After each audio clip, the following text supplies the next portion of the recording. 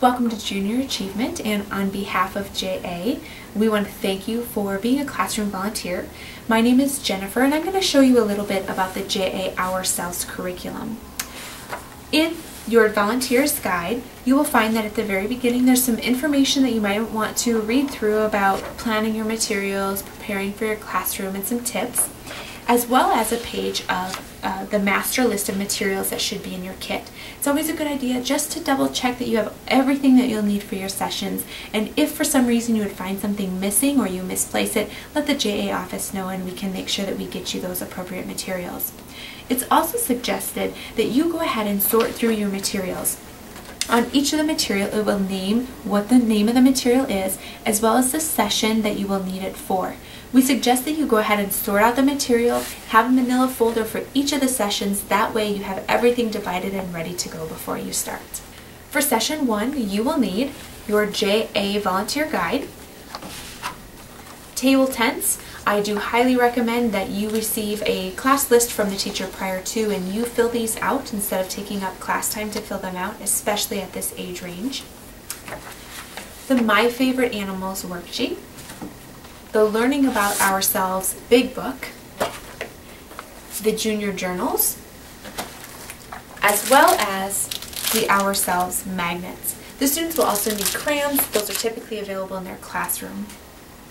Whenever I start this activity, I actually start by having the students come to what I would call a carpet area. Most classrooms have them. You might want to check with your teacher just to make sure, but typically there's an area where they read big books. Tell them your name, tell them where you work at, tell them what you do. Maybe you have a favorite school memory and make sure that you connect with the students. Then tell them you volunteer with Junior Achievement and what volunteer means. Because you already have the table tents pre-labeled with their names, go ahead and display one of the tents and say, I see that I have the name Alexander. Whose name is this? And then say, could you tell me your name? Some names might be more difficult to pronounce than others, so you can say, can you tell me your name? Awesome, tell me what your favorite color is, and ask the same question to every single student. It's nice to meet you, and then move on and go through each one of them. I would not suggest handing these to each of the students. I believe the volunteer guide does recommend that. I find it to be a distraction that the students have these in their lap when you're ready to read the book. So go ahead and just tell them to tell you their name, something about them like a favorite color, favorite thing in school, if they like to read books, etc. And then tell them that you enjoy reading. And one thing that you're going to get to do is you're going to be reading a story to them every time you visit. So you're going to use this book called Learning About Ourselves. Go ahead and introduce the book. You can talk about the front cover, you can talk about the title, things like that. And tell them that you're going to introduce them to some of your storybook friends. And then ask them, before we start, I want you to tell me what kind of animals do you know that live on a farm? Now sometimes this can be a lot of fun for kindergartners. Tell them, they might mention cows and say, oh yeah, cows are really good because we milk cows. So let's pretend like we're going to milk a cow, and then you could pretend to milk a cow. Then say something about feeding a chicken. Somebody might say chickens, and then say, yeah, let's feed the chickens, and pretend to go ahead and feed the chickens. This will go well along with your story as well. As you're reading along, you could actually have them act out those suggested actions like feeding the chicken, milking the cows, etc. And then you might also want to explain what trade is. That's part of the story in this lesson. Tell them that it's something that you give something in order to get something back. When you're all done with the story, or as you go throughout, there are some questions listed in your volunteer guide. You are welcome to use those as prompting. Some good questions at the end are what happens first, what happens next, what happens last. Then tell the students, thank you for sitting so quietly, you did a great job. Now what we're going to do is I am going to ask you to do an activity.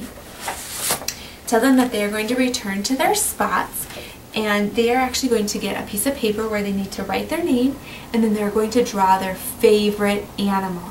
Now, sometimes it's best to actually say, what's your favorite animal? And then have them list a bunch of ideas. Some people write them on the board, some people just brainstorm out loud. That way they already are generating some ideas and can be thinking about what animal that they want to draw. Send them back to their desk, hand out the worksheets, have them get out their crayons or their markers, and then have them start drawing.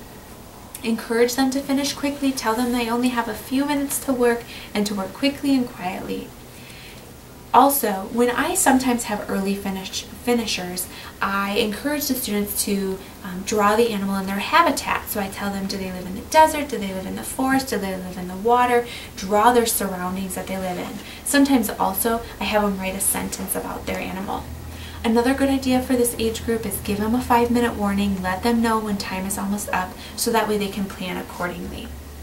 When you're all done, time is up. Let them know that time is up. Collect their drawings. Sometimes I also then call them back to the carpet area just to kind of regather them. Tell them that you appreciated their time. Tell them today has been fun and that they'll learn new friends and talk about new stories the next time that you'll return.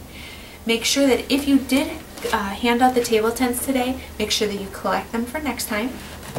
And then also tell them you have a special gift for them, that you have postcards. Show them what the magnet does, how it works. Tell them that it's something that they can tell their family about, and that you'll give them to the teacher, and the teacher will make sure that each one of them gets one. Enjoy your session 1.